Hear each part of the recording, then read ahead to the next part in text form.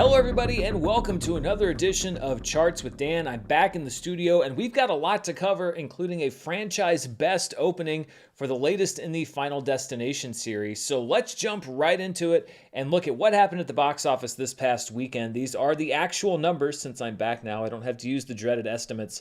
And Final Destination Bloodlines opened to $51.6 million. It was one of those movies where the number kept going up, and the estimated number was actually even a bit low. Thunderbolts came in second place, dropping 48.6% in week number 3 for a $16.6 million weekend and a $155 million domestic total so far. We're going to have a lot more to say about that. Sinners stays in the top 3 in its 5th week of release. Another good hold for that movie, 31.2% drop. It actually added theaters this past weekend. It made $15.2 million and now has a total of $240.5 million. A Minecraft movie still holding well as well, 22.3% drop in week number 7, still in the top 5. It made $5.9 million. Its domestic total now at $416.7 million. The Accountant 2 spending another week in the top 5. Its 4th week of release. It's finally beginning to hold well after a not great drop in its second weekend, 28.8% for a $4.7 million total, but its domestic total right now is just at $58.8 million. In 6th place was the weekend's entry into the summer box office, Hurry Up Tomorrow. Nobody really hurried up to go to the box office for this movie, $3.3 million. It is not a successful film for him. Jenna Ortega continues to make some interesting but also questionable choices as far as the movies that she's starring in. Expanding into just 60 theaters, Friendship had a great second week, 209.9% over the last week where it just played in 6 theaters for a $1.4 million total. It's now over $2 million and it expands into much wider release this upcoming weekend. Clown in a Cornfield had what we call a horror movie dropped. It dropped 62.9% for a $1.3 million weekend total. Its domestic total now at $6.3 million. Kiki's Delivery Service, which was a re-release through the Studio Ghibli Fest, comes in 9th place, bringing in just over $1 million. And Until Dawn stays in the top 10. It dropped 58.4%, brought in around $800,000. Its domestic total now at about $19.6 million. Dropping out of the top 10, we had 2 movies that actually opened the same week as Sinners. The King of Kings out after 5 weeks, and The Amateur also out after 5 weeks. And then 2 movies that spent just 1 week in the top 10, Shadow Force and Fight or Flight. And when we look at the biggest theater count changes for the past weekend, Snow White led this chart last week with the most additions. Well, it lost all those theaters, not surprisingly. 1,150 of them. It's now in 180. Juliet and Romeo lost 1,028 theaters. It's now in just 322. Last week on the show, I put up a graphic that showed the worst openings ever for a movie in 1,000 theaters or more. Based on the estimated numbers, Juliet and Romeo had the 5th worst opening of all time, but those were adjusted once the final numbers came in, and it turns out it had the 3rd worst opening of all time for a movie on 1,000 or more screens. Well, it's no longer on 1,000 screens. Until Dawn dropped 759 theaters. It's now in 1,706. The Surfer lost 526, the vast majority of its remaining theaters. It's now in only 66. And Fight or Flight lost 481 theaters. It's now in 1,672. Looking at what I call the road to recovery, the blue line is the box office weekend average for 2015 to 2019. The red line is the average for 2021 to 2024, and that dotted black line is every weekend so far this year. And you can see that we rebounded a bit from last week. We were slightly above where we have been, but well below what the average was pre-COVID. However, we're looking for a big rebound this upcoming weekend when it comes to Memorial Day. Some are saying that it could be the highest grossing Memorial Day weekend ever at the domestic box office, and that would be quite a turnaround because if you remember, last year, Furiosa, a Mad Max saga, put up one of the lowest ever grosses for a movie at number 1 over Memorial Day. We will not see a repeat of that with Lilo and Stitch and Mission Impossible: The Final Reckoning hitting theaters, but just how high we'll go is something we'll talk about next week. So let's break down Final Destination Bloodlines a little bit. First of all, it was the fourth best domestic opening of the year at $51.6 million. It comes in behind Thunderbolts and ahead of Sinners. So a top 5 opening for Final Destination Bloodlines. It was the best horror opening of the year so far, bumping Sinners down to number 2. Sinners way ahead of The Monkey, Wolfman, and The Woman in the Yard, which are numbers 3, 4, and 5. And when we look at R-rated horror movie openings all time, this is domestic unadjusted for inflation, Final Destination Bloodlines actually had the 8th best opening ever for an R-rated horror film, just behind Paranormal Activity 3 and just ahead of Prometheus. Yes, I'm counting Prometheus. I'm using the looser definition of horror. I think it has enough horror elements. Alien is in many ways considered a horror franchise. The top opening R-rated horror film of all time is It, followed by It Chapter 2. Then we have 2018's Halloween, Us, and Hannibal at number 5. The Nun is in 6th place. Paranormal Activity, Final Destination Bloodlines, Prometheus, and then Halloween Kills rounding out the top 10. But there have been a lot of horror movies that have come out over the years. So when we adjust these numbers for inflation, It and It Chapter 2 remain the 2 highest grossing R-rated horror openings. Hannibal, though, gets bumped up to number 3 at $105 million adjusted for inflation. It opened back in 2001. Halloween from 2018 is at number 4, followed by Us at number 5. Then we have Interview with the Vampire, gothic horror, but horror, I think, at $78.7 million. Just to kind of put in perspective how popular that movie was when it came out. Paranormal Activity 3 stays at number 7. Prometheus gets bumped up to number 8. And then we have Bram Stoker's Dracula from 1992 in the top 10 at $69.7 million. The Nun, one of my least favorite horror movies of all time, still rounds out the top 10. Let's look at the Final Destination franchise itself. First of all, Final Destination Bloodlines was by far the biggest opener of the franchise, $51.6 million. The second place film was 2009's The Final Destination at $27.4 million. But even when you adjust for inflation, Bloodlines is able to take that number 1 spot pretty easily because the Final Destination only adjusts up to $40.9 million. So Final Destination Bloodlines made about $10 million more adjusted for inflation than the next lowest film. And it wasn't just a nostalgia play for Final Destination Bloodlines. When you look at the demographics of who actually showed up, 34% of the audience was in the 25 to 34 demographic, which means when the last movie came out, 14 years ago, they were either teenagers or children. It's very unlikely that they saw the last movie in theaters, and the over 35 group, the me's of the world, were only 27% of the audience, a smaller number than that younger demographic, probably because I've seen more of those movies in theaters than the younger people have. So Warner Brothers really did a good job getting that younger crowd to go out, not limiting it to the people that just remembered the other movies that have already been in theaters. And that bodes well for what I'm sure is the soon-to-be announced sequel to Final Destination Bloodlines, because it shows that there is now a new audience that they're winning over to these films. Final Destination Bloodlines is already the 4th highest grossing film in the franchise domestically, ahead of Final Destination 2 and Final Destination 5, which I think was one of the better movies in the franchise, but I think kind of paid the price for The Final Destination, which was not well received by pretty much anyone, including fans of these movies. When you adjust those grosses for inflation, Final Destination Bloodlines is in 6th place out of 6 at $51.6 million. It's about $9 million behind Final Destination 5, but really the highest grossing film adjusted for inflation. It's almost a tie between the first Final Destination in 2000 and The Final Destination in 2009. And unless Bloodlines just completely tanks, all it really needs to do is have 2 times its opening weekend to get to that $100 million mark. The response was pretty good critically and as far as the audience goes. So I think that even adjusted for inflation, this should become the highest grossing Final Destination film so far. And last week, I asked the members here on the channel about 21st century horror franchises. Final Destination is one of them. It launched in 2000. And which one of those horror franchises was their favorite? And there was a clear winner, not necessarily the one that I would have picked. With 47 votes, A Quiet Place was selected as the favorite 21st century horror franchise of the members here on the channel, over double the next vote getter, which was The Conjuring at 22 votes. Final Destination brought in 20 votes, followed by the 28 days/weeks and then soon to be years later franchise that we're going to get this summer with 16 votes. And then the X Trilogy at 13 votes. So an interesting spread there. There were some franchises that I thought would be there that aren't there.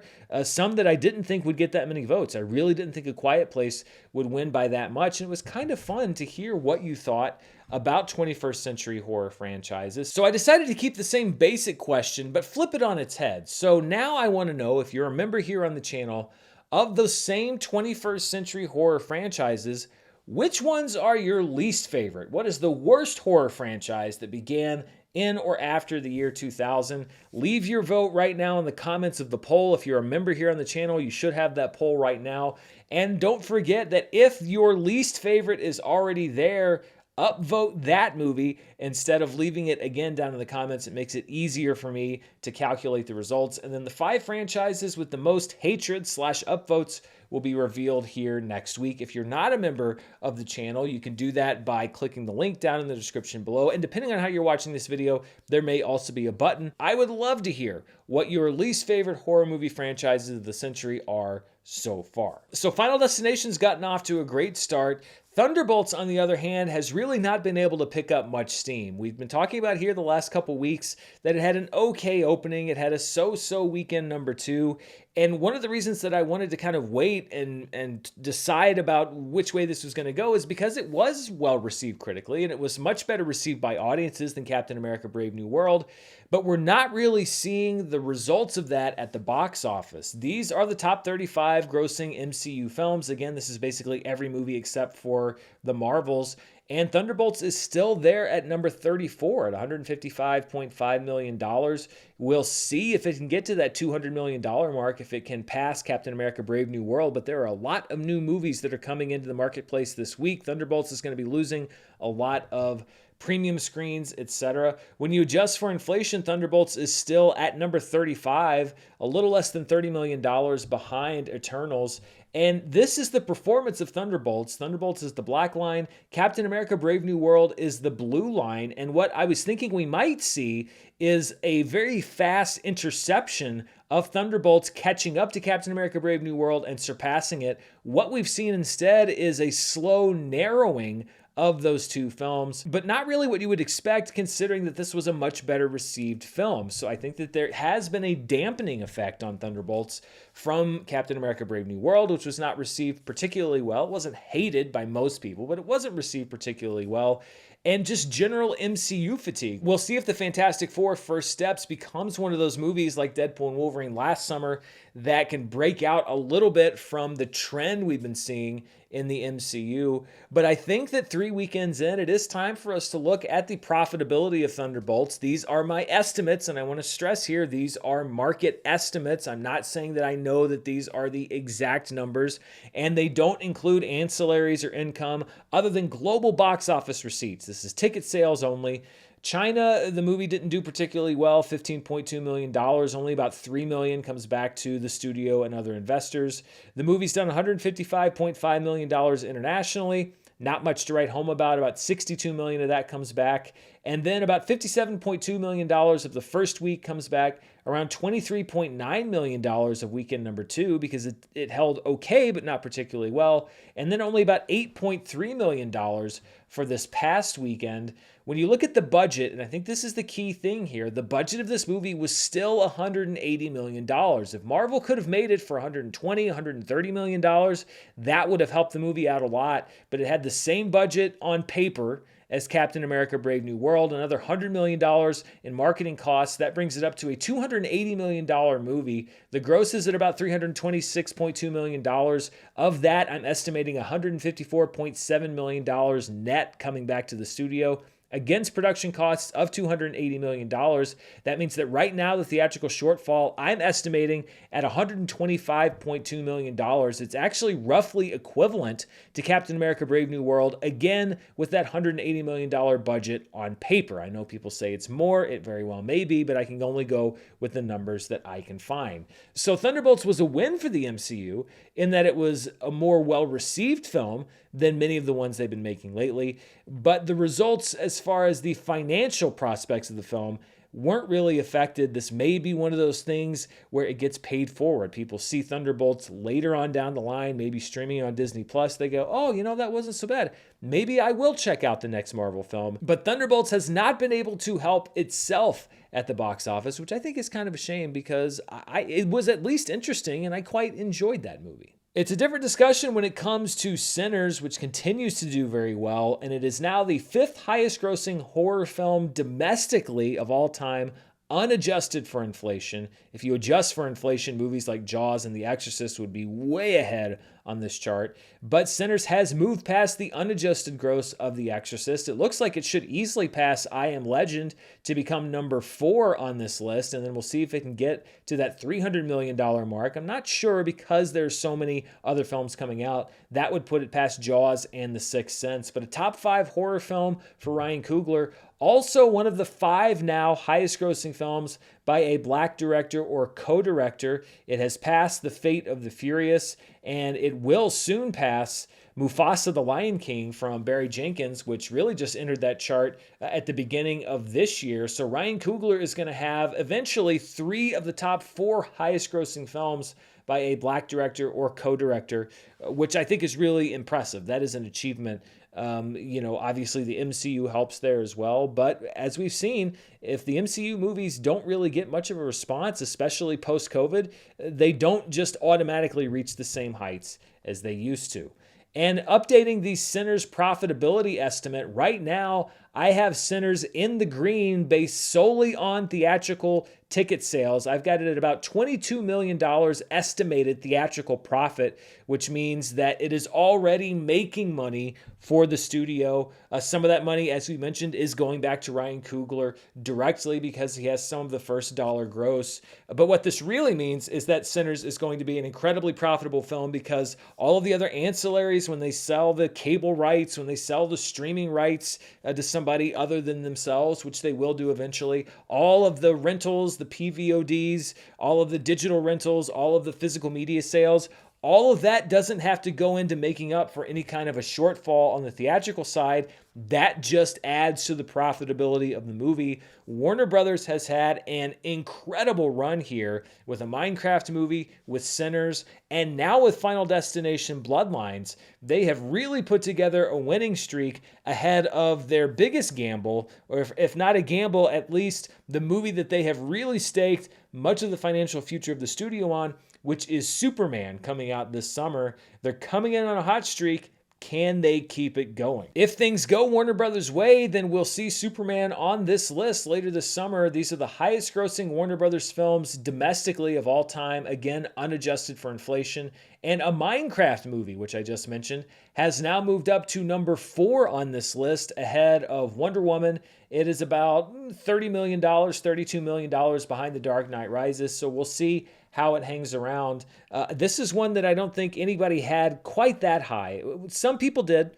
I learned that. A lot of people said that they knew this movie was going to be this great from the beginning, but a lot of people also didn't, and at least didn't before the movie opened. So a top 5 movie all time for Warner Brothers with a Minecraft movie. And this hasn't just been a hot streak for Warner Brothers. This has really been kind of a hot streak at the box office, largely driven by Warner Brothers.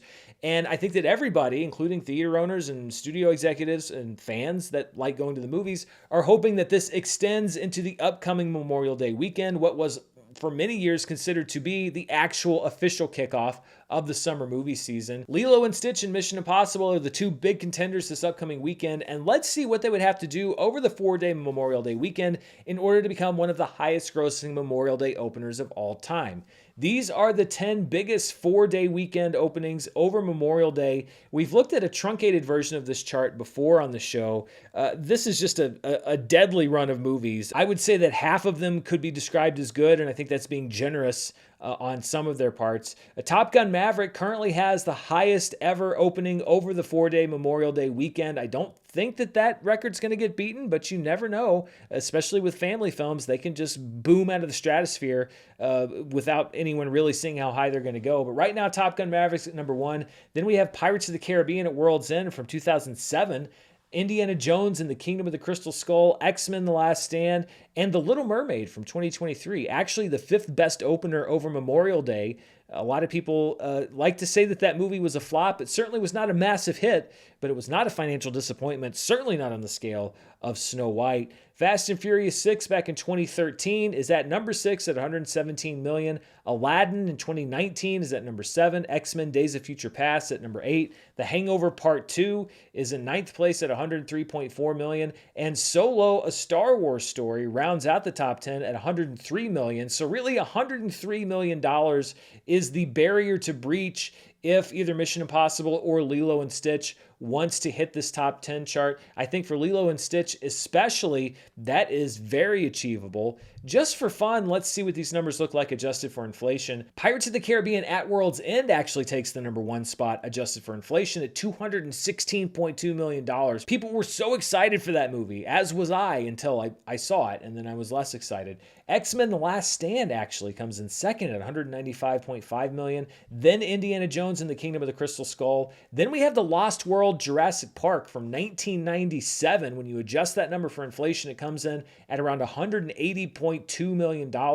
Top Gun Maverick, which is the king unadjusted, is still in the top 5 at number 5, followed by Fast and Furious 6, X-Men Days of Future Past. Bruce Almighty, the only original film actually on this top 10, I think also the only one that's not a remake or a sequel, opened to $149.4 million adjusted for inflation back in 2003. That's the power of Jim Carrey. The Hangover Part 2 is at number 9, and Aladdin is at number 10. So for Lilo and Stitch or Mission Impossible to make this chart, they would have to make $146.5 million or more. We'll see if that can happen. And while both of the big blockbuster films opening this weekend have their own following, the heavy favorite for number 1 is Lilo and Stitch. Of course, this is a live-action remake of the animated original, and that movie just missed out on being number 1, and that actually leads us to today's trivia question. The original Lilo and Stitch missed out on a number 1 opening by less than $500,000 back in 2002. What movie beat it at the box office? If you've watched this show for many years, I've actually talked about this before, so I'll give you a second to go back in your Rolodex, and I'm going to give you the answer right now. The answer is Minority Report, starring Tom Cruise, which beat out Lilo and Stitch $35.6 million to $35.2 million. There are conspiracy theorists who legitimately think that there was some rigging or some kind of manipulation that went on to give Tom Cruise the win because it would be embarrassing for him and Steven Spielberg to come in second place. I don't know about all that stuff. But here we are, 23 years later, Tom Cruise with potentially his last Mission Impossible movie, and yet it seems like Stitch has been lying in wait for over 2 decades for his ultimate revenge, and it appears that it's actually going to happen. I don't really see any possibility where Mission Impossible: The Final Reckoning beats Lilo and Stitch at the box office. Revenge is a dish best served cold, and Stitch is going to take some revenge on Tom Cruise this upcoming weekend. I didn't think he had it in him, but I think we're going to see it. We've got so much more to break down, but before we do, I want to thank the sponsor for this week's show. This video is brought to you by Chubbies. Memorial Day weekend is here, which means it's time for summer to officially begin for everyone but the box office. And I'm excited for my first long day by the pool, enjoying as much sun as my pasty skin will bear. Yes, it's time to release your legs from their winter prison, and there's no better way than by treating them to a pair of Chubbies swim trunks. Chubbies Line Swim Collection not only looks awesome, but these swimsuits have liners to prevent chafing and 4-way stretch that moves with you, just in case you have to clean the pool before jumping in. And right now, you can use code DAN20 for 20% off of your order at chubbyshorts.com. You can also swap out your swimsuit for some of Chubby's original stretch shorts, which come in inseams ranging from 7 inches for careful people like me to 4 inches for those who like to live dangerously. They fit like they were tailored just for you while also having stretchy fabric for ultimate flexibility. And you can pair those shorts with something like the Chubby's Friday shirt, which is always my choice if I'm heading out for a day in the sun.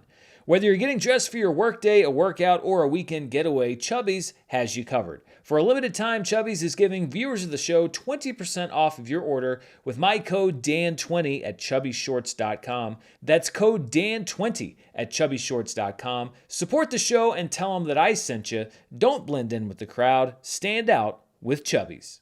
Let's take a look now at the top 5 films internationally. These are all the markets outside of the US and Canada. At number 1 was Final Destination Bloodlines, which was also a draw in other countries. It brought in $51 million.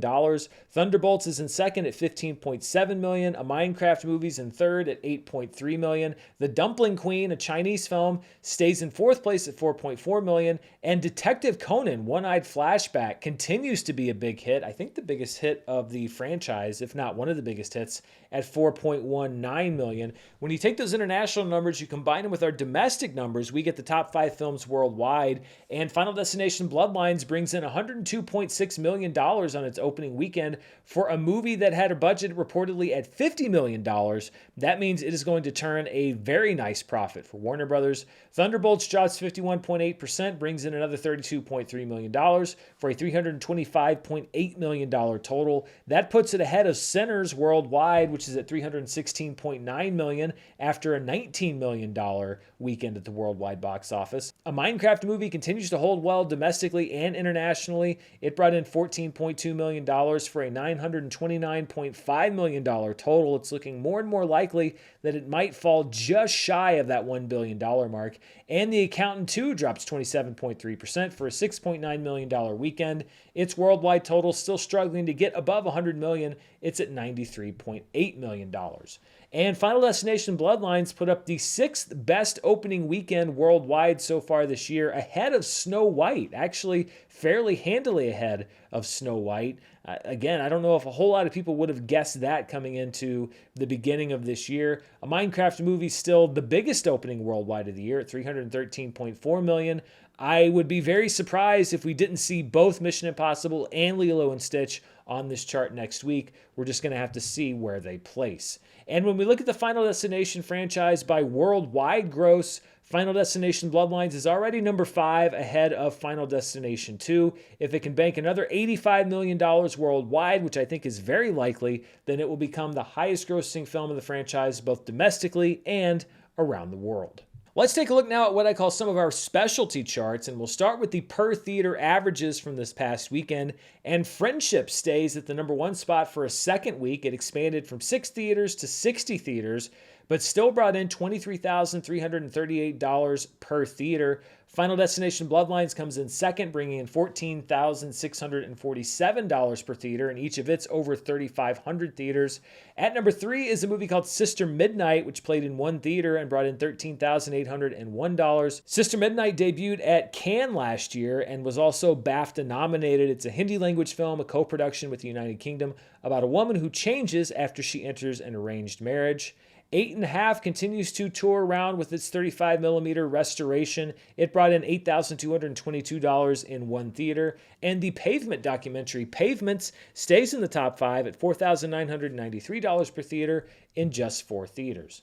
These were the top films in limited release, which I describe as 1,000 theaters or fewer. Friendship brought in $1.4 million to lead the chart, followed by another live stream from the Metropolitan Opera, which brought in $625,000. Guru Nanak Jahaz, which has been on this chart for 3 weeks now, brought in $214,000. Then we have Shaun-Ki Sardar, a Punjabi language film about a man who leaves prison to find that the world has changed. It brought in $135,000. And rounding out the top 5 with just over $48,000 is a movie called Raising the Bar, the Alma Richards story, which is the true story of a man who went from a high school dropout and farmhand to representing the United States at the 1912 Stockholm Olympics in the high jump. The summer box office is really going to start heating up this upcoming weekend, and you can see that Thunderbolts right now is the number 1 movie of the summer at $155.5 million. Final Destination Bloodlines, which I almost put in my top 10, and maybe I should have, is already at number 2 at $51.6 million. Clown in a Cornfield and Shadow Force are at numbers 3 and 4. Hurry Up Tomorrow is at number 5. Fight or Flight is at number 6. Friendship enters the chart at number 7. And The Surfer is at number 8. And when we look at my predictions versus the actual box office so far, I predicted Thunderbolts to be number 8. It's currently number 1. Lilo and Stitch was my pick for the number 1 movie of the summer. So for my prediction to come true, it needs to do really well this upcoming weekend. And I picked Mission Impossible: The Final Reckoning to be the 5th highest grossing film of the summer. Many people said I picked it too high.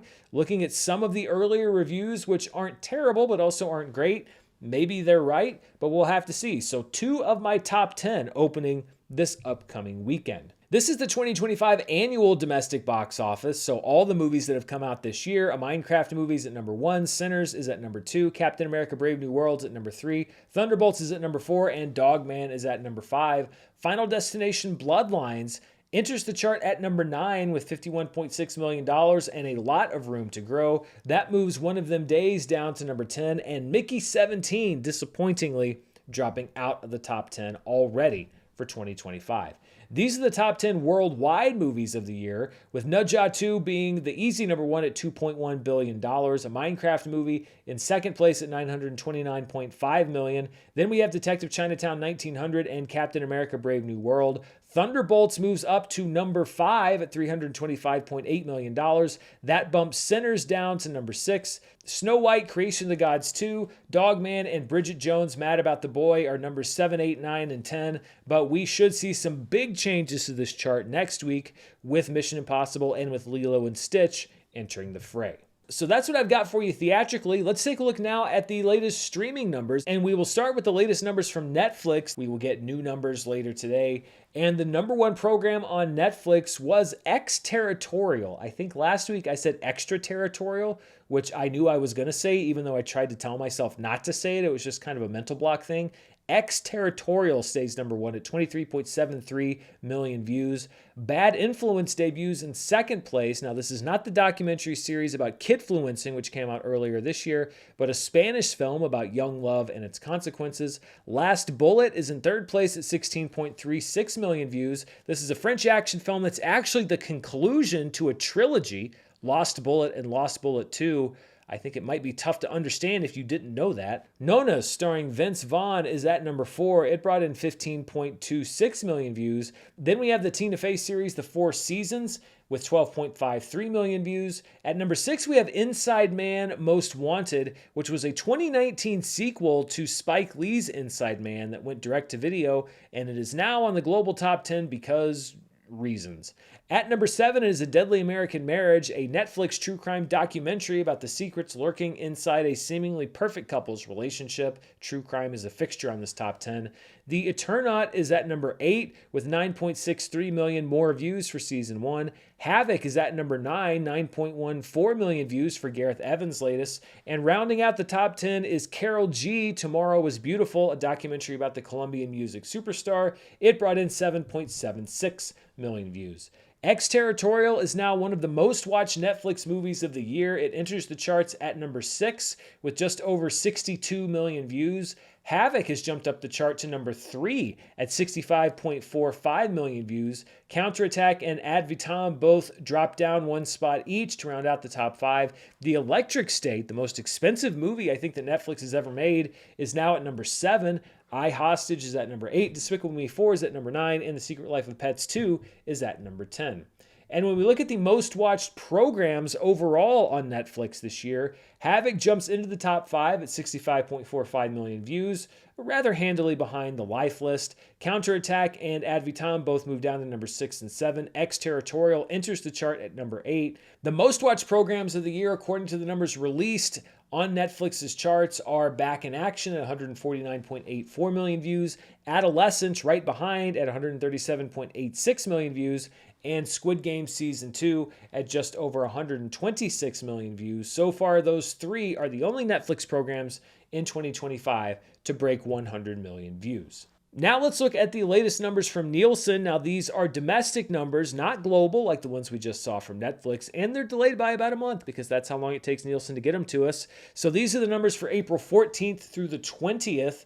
Moana 2 was the most watched streaming movie. It was kind of a low watch week for movies, according to Nielsen's numbers. 6.6 million hours watched. G20 on Amazon is at number 2 at 5 million hours watched. I Hostage made its debut on Netflix that week, and it brought in 4.4 million hours watched. The Passion of the Christ was at number 4 with 4.1 million. No surprise, this was the week of Easter. Oklahoma City Bombing, One Day in America, rounds out the top 5 at 3.5 million. Then we have The Accountant at number 6 at $3.4 million. Again, this is leading up to the release of The Accountant 2. Despicable Me 4 is at number 7. Wicked is at number 8. The Croods is at number 9. And Life or Something Like It, which randomly popped up on the Netflix chart. We talked about it when we saw the Netflix numbers from this period of time, is at number 10 at 3.1 million hours watched. And when we look at the most watched streaming movies of the year so far through April 20th, Moana 2 is at number 1. It continues to extend its lead, followed by Back in Action, Despicable Me 4, and The Electric State, although it should soon or may soon be overtaken by Wicked, which is now number 5. It's not often that we see a movie streaming on Peacock at number 5 on this chart. And I think once Wicked is available on more streaming platforms, we should see even bigger numbers. Kraven the Hunter moves down to number 6. The Life List moves up to number 7. And Den of Thieves 2, You're Cordially Invited, and the first Moana all take a step down. These were the most watched streaming shows for April 14th through the 20th. At number 1 was Black Mirror, the second week in its first full week of the new season at 26.25 million hours watched. Ransom Canyon's debut on Netflix brought in 18.6 million hours watched, followed by Grey's Anatomy and Bluey. The return of The Last of Us was able to get it to number 5 on the chart at 13.4 million hours watched.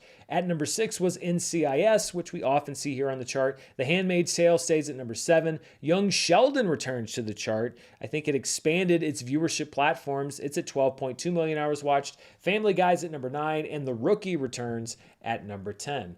And when we look at the biggest debuts for a new streaming series this year, Ransom Canyon ranks at number 4, behind American Primeval and ahead of Running Point. 0 Day still had the biggest debut for a new streaming series so far this year at 30.4 million hours watched. That's at least here in the US. Then we look at the top 20 streaming shows for April 14th through 20th when we rank them by hours watched per episode. So take the total viewing time divided by the number of episodes available and rank them that way. At number 1 was Ransom Canyon, bringing in 1.87 million hours watched per episode. In second place was Mobland with 1.6 million hours watched per episode. Then we have The Last of Us at 1.219 million. And keep in mind, this is just streaming viewership. This does not count people that watched linearly on HBO, on cable. The Glass Dome is at number 4 with 1.216 million. The Residence, which remains very popular domestically at just over 1 million hours per episode. Black Mirror is at number 6. The Pit is at number 7, despite the fact that this was after it had wrapped up its season. Again, I think people were still finding the show, including me. The White Lotus, same thing, at number 8 at 548,000 hours per episode. Love on the Spectrum US is at number 9, and The Wheel of Time is at number 10. And finally, a big update on the most watched original streaming series of the year so far. Reacher has now overtaken Squid Game with 170 million hours watched to become the most watched original streaming series. Remember, this does not include the numbers from Squid Game's initial debut week because those counted towards 2024. It's still in a close second at 166.1 million hours watched. The Night Agent is at number 3. Severance is at number 4. 1923 moves up one spot to number 5. Love is Blind moves down to number 6. The Residence moves up to number 7. Landman moves down to number 8, and 0 Day and Adolescence round out the top 10. And that wraps up the show for this week. Before I go, though, I want to give you a heads up on a few things you might be interested in watching at home or in theaters this upcoming week. First of all, tomorrow on Wednesday is the season 1 finale of The Studio on Apple TV+. I've actually really been enjoying this show. Then on Friday, of course, we talked about it a lot, Mission Impossible: The Final Reckoning hitting theaters alongside Lilo and Stitch. Friendship will also be expanding pretty much nationwide this upcoming weekend. Also opening in theaters is The Last Rodeo, starring Neil McDonough as an aging rodeo star. This is the latest from Angel Studios. They're really picking up the pace as far as theatrical releases. In some markets, you'll be able to see the 40th anniversary of Ron, the movie that netted Akira Kurosawa his only Oscar nomination for Best Director. It's also been remastered in 4K. In limited release, we have Jane Austen Wrecked My Life from writer-director Laura Piani. It's a French film about a bookshop owner who struggles to match fantasy with reality, and it was picked up by Sony Pictures Classics out of the Toronto Film Festival last year. This is a movie I can't wait to watch, debuting on Friday on HBO and Max. Pee-wee as Himself, which is a 2-episode, 3.5-hour docuseries about Paul Rubens aka Pee Wee Herman, an icon for my generation. It's about his rise and fall, and it's the deepest look really ever at his closely hidden personal life. Of course, Paul Rubens sadly passed away not too long ago, but I'm excited to watch this series.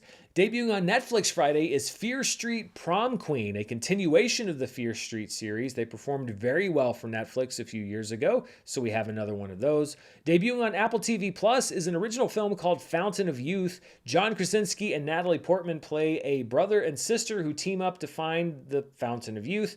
It's directed by Guy Ritchie, and I hope the movie is more original and inspiring than its poster, which looks like the most generic thing I've ever seen.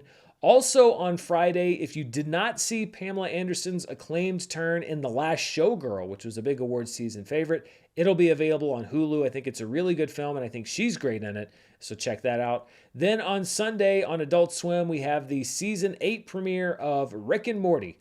So if you're still on board, check them out on Sunday. And that's all I have for you this week. Stay tuned right here on the channel, though, because it's going to be a very busy week. I'm still getting my thoughts together on the last episodes of Andor and how it ties into Rogue One. I went and watched those last episodes again. I watched Rogue One again. I took a bunch of notes, and I'm going to try to get those to you this week. I'll also have reviews of Mission Impossible. I'm going to see that on Wednesday. That review will be out on Thursday. I'm going to try to check out Friendship, and if I have a lot to say about that movie, I'm going to try to get that to you. I'm going to try to watch some of this stuff on streaming. The Cannes Film Festival will also be wrapping up this upcoming weekend, so I'll be looking at the award winners there and bringing you my thoughts and some movies that you should put on your radar. So a busy week in the film and TV and streaming world. Stay tuned right here. If you're not subscribed, subscribe. If you haven't hit the bell for notifications, hit that bell. But most of all, I appreciate you joining me for this episode. Be sure to check out the description below for more about the sponsor of this video, Chubbies, and also about how to become a member here on the channel and vote in those polls. Until next time, stay safe, and I'll see you then. Bye.